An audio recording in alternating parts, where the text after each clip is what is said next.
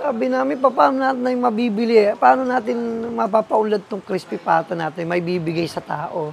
Ay nag-suggest, nag-meeting kami mga anak ko, tsaka asawa ng mga anak ko. Bakit hindi na lang natin gawin na pirituing crispy pata yan, putol-putulin, tapos lagyan natin ng sabaw ng bulalunyo. Napakaganda ng umaga natin mga kabiyahero.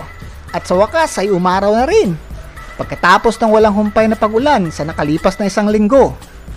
And for today's video, ay meron tayong biyahe papunta sa pinakamalaking lungsod dito sa Metro Manila. Ito ang Quezon City. Nabalitaan ko na merong kakaibang putahe na niluluto daw dito. At ngayong umaga ay pupuntahan natin ito.